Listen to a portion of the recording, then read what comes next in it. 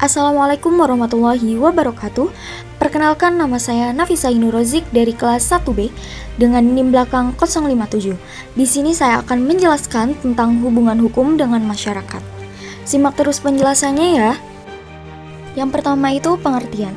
Hukum adalah sekumpulan atau seperangkat aturan yang dibuat oleh lembaga yang berwenang dan berlaku secara umum untuk mengatur tingkah laku manusia dalam masyarakat.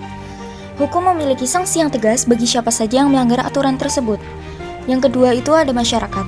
Masyarakat merupakan kumpulan individu atau kelompok yang hidup bersama dalam suatu wilayah tertentu dan memiliki interaksi sosial yang membentuk norma dan nilai bersama. Yang ketiga itu ada mengapa hubungan ini penting? Karena hukum tidak berdiri sendiri. Ia lahir dari kebutuhan masyarakat dan tumbuh bersama perubahan sosial yang terjadi.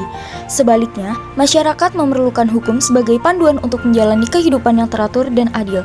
Oleh karena itu, hubungan hukum dan masyarakat bersifat dinamis dan saling mempengaruhi. Selanjutnya ada fungsi hukum dalam masyarakat. Yang pertama itu ada menjaga ketertiban dan keamanan. Hukum mencegah kekacauan dengan menetapkan aturan yang harus dipatuhi.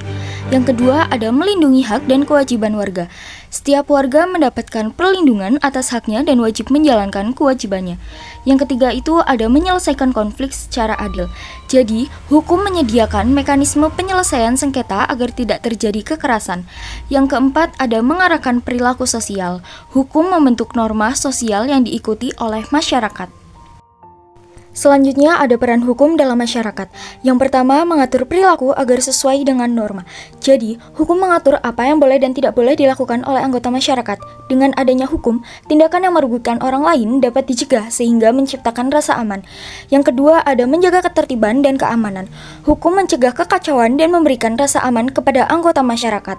Yang ketiga, ada menciptakan keadilan. Hukum menjamin perlakuan yang sama bagi semua orang dan menyelesaikan perselisihan secara adil. Yang keempat, ada melindungi hak dan kebebasan warga negara. Jadi, hukum menjaga hak dasar seperti kebebasan berbicara, hak milik, dan hak atas keadilan. Yang kelima, ada menyelesaikan konflik. Hukum menyediakan mekanisme seperti pengadilan untuk menyelesaikan perselisihan secara damai.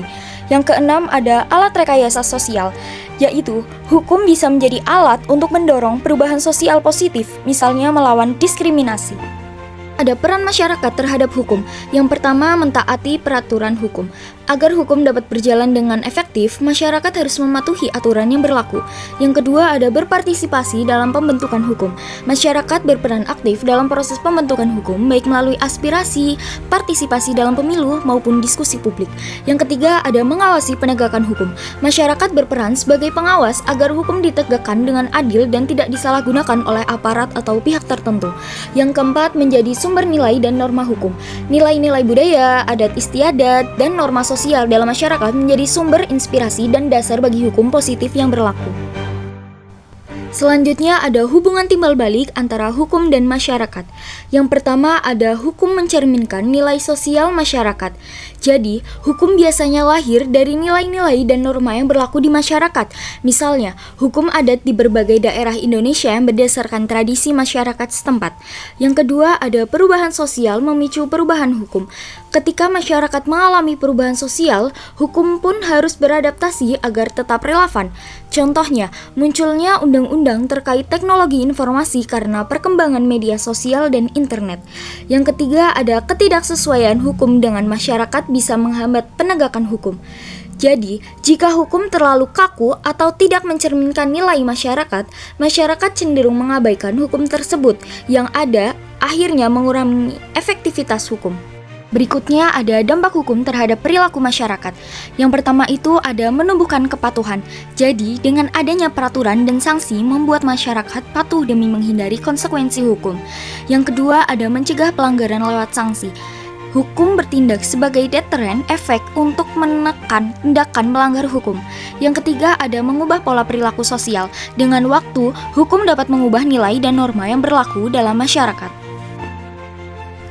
Selanjutnya ada tantangan dalam hubungan hukum dan masyarakat. Yang pertama ada rendahnya kesadaran hukum.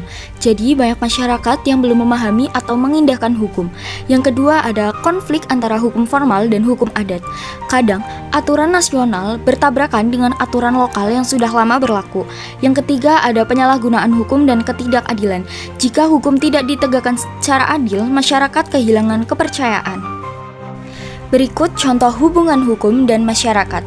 Yang pertama, hukum lalu lintas dan kepatuhan pengendara. Aturan lalu lintas hanya efektif jika pengendara mematuhi rambu dan peraturan. Yang kedua, UU ITE dan perkembangan teknologi. Hukum di bidang teknologi menyesuaikan dengan perilaku masyarakat di dunia digital. Yang ketiga, ada hukum adat dan budaya lokal. Hukum adat mencerminkan nilai dan norma yang dijunjung masyarakat setempat. Jadi, kesimpulannya adalah hukum dan masyarakat saling mempengaruhi. Hukum dibuat untuk mengatur kehidupan sosial dan menyesuaikan dengan perubahan masyarakat. Fungsi hukum penting untuk menjaga ketertiban dan keadilan. Keberhasilan hukum bergantung pada kesadaran dan partisipasi masyarakat. Tantangan seperti rendahnya pemahaman dan konflik hukum perlu diatasi agar hukum dapat ditegakkan dengan baik. Sinergi antara hukum dan masyarakat sangat dibutuhkan agar tercipta kehidupan yang tertib, adil, dan damai. Sekian penjelasan singkat dari saya mengenai hubungan hukum dan masyarakat. Maaf bila saya ada salah kata. Terima kasih telah menyimak video saya. Wassalamualaikum warahmatullahi wabarakatuh.